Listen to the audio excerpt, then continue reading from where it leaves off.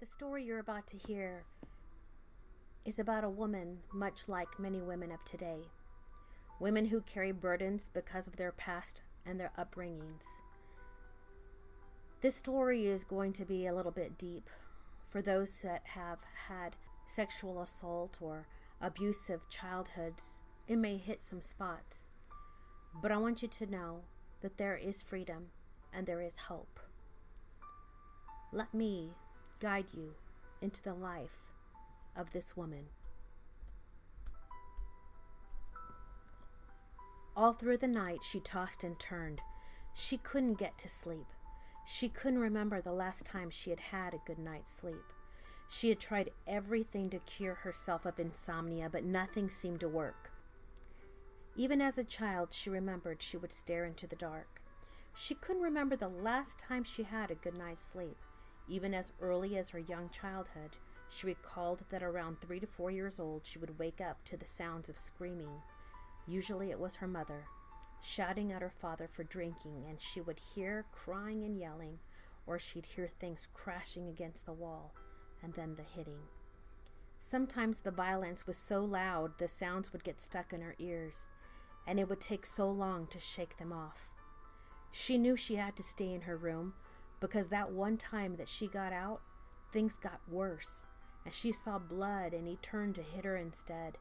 She thought maybe if she hid under her pillow, she could pretend to disappear. And so she would sing quietly while tears flowed down her cheeks, and she would choke on the words as she sang. Jesus loves me, this I know, for the Bible tells me so. Jesus, where are you? Jesus, are you there? Now I lay me down to sleep.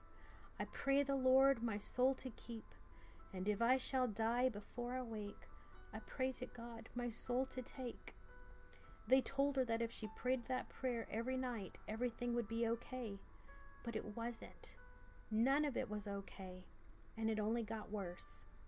The years went by and violence continued, and sometimes at night, yuckier things would happen. No one knew. How could she tell anyone? It didn't happen every night, but she would watch the door to make sure she knew it was coming. She hated to be woken up to surprises. She knew that although she was small, if she knew it was coming, she could at least brace herself for it. When she would watch the door, sometimes she would fall asleep waiting, and she would be glad in the morning when she had not been awoken from her sleep. But at other times she wasn't as lucky. She would watch the door and watch the door and watch the door.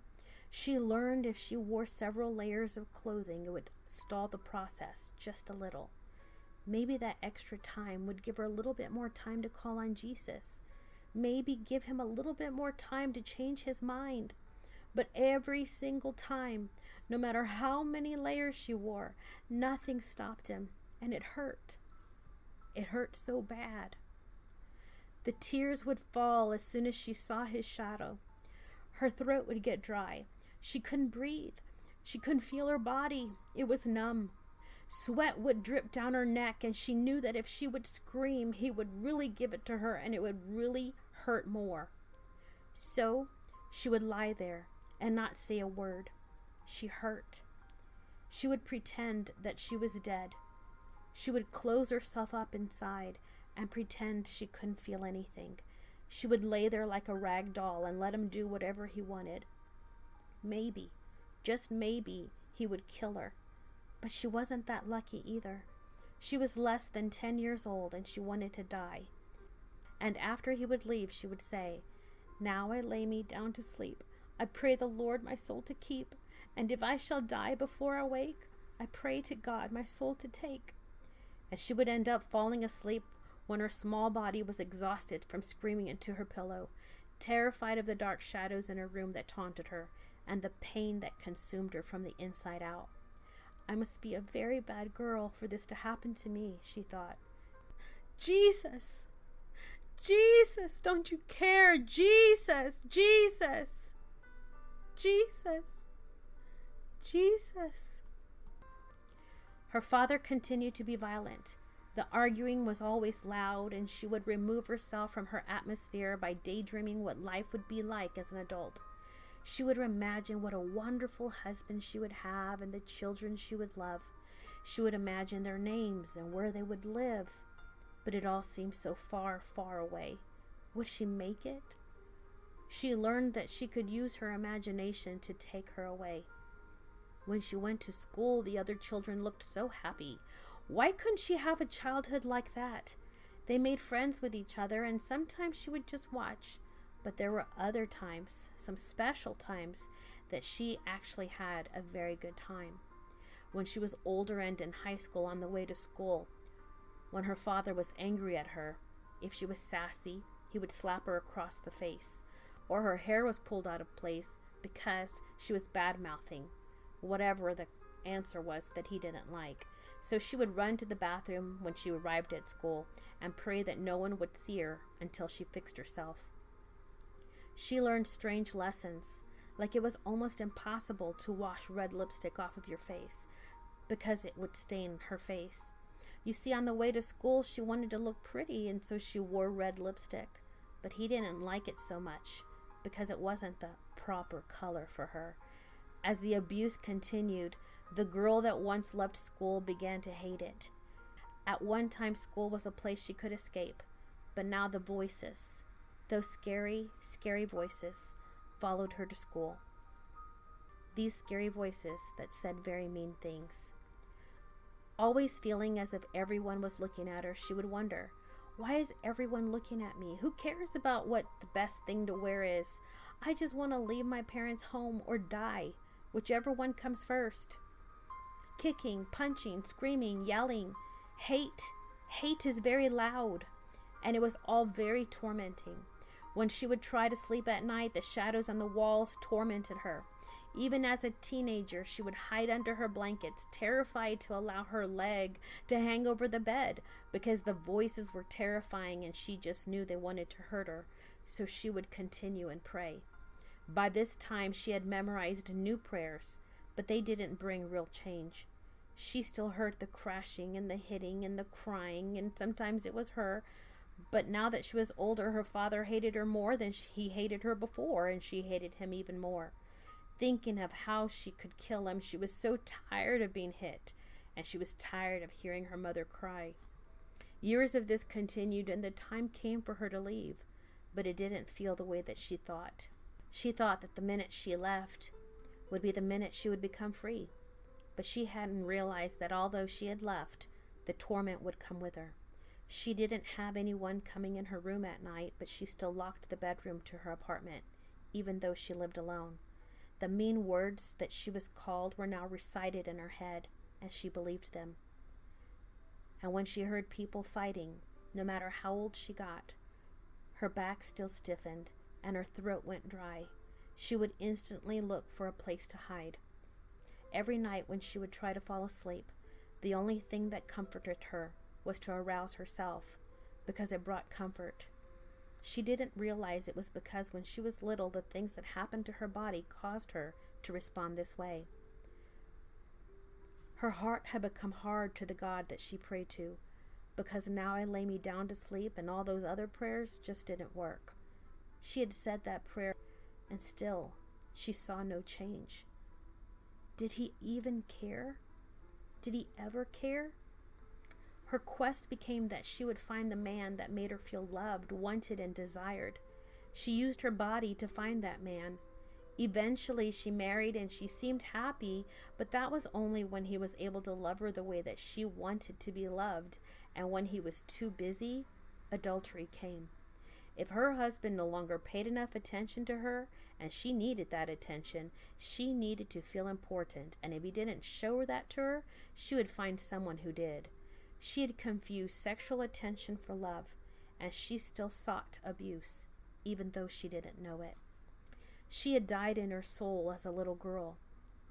Her husband couldn't save her, nor could that pretty little house they bought together. Nighttime was the worst, because she had learned how to wait for something bad to happen, and she was being tormented in her soul as she learned to expect it. Those shadow figures and those sounds would continue to haunt her, and she still jumped at unexpected noises. And hours later, she would fall asleep with her face buried under the blanket, hiding from the world. Many things inside of her were at war. She didn't realize that the reason she couldn't sleep is because all of her life she had prepared for attack. She had become her own watchman during the night, waiting for something to hurt her, to creep in when she wasn't watching. During the night, much trauma had come to her, and the time clock within her had become adjusted to trying to stay alert, and her soul still remembered. Her soul still responded to being traumatized, and her soul was not at rest. Her sexuality had been prematurely awakened, and her body continued to respond to that familiar touch. It had become her crutch when she needed assurance or attention. She came to many moments in her life when she held the bottle of pills, looking at them and wanting to die. She had hid it well. No one at her job knew, for she walked their walk, and she talked like them. She had become a studier of people and taught herself how to carry herself the way that she wanted to be perceived. She was tired, and more than ever, she did want to die. She would fantasize about what death would be like and who would come to her funeral. As she sat in her dark, lonely apartment, a knock came to the door, and as she opened it, there was a letter in a gold envelope, and it read, "Dearest daughter, I want you to know that I am not a God who is harsh or sends torture in your life. I cannot be found in memorized prayers, nor can freedom come from there either. I am God, and I am pursuing you. You do not know this, but the reason you cannot trust me is because no person has revealed to you who I truly am. I am not like your earthly father. I am tender and kind. The reason you cannot sleep at night is because you are tormented in your soul from things that should never have happened to you. I did not want these things to happen to you, but I have been waiting for someone to reveal Jesus and take authority in that situation in your life. No person in your family has listened to me call upon them because they keep coming to me out of man-made religion, and I seek relationship. I want you to understand what my son Jesus did for you on the cross so that you realize that you do not need to stay where you are.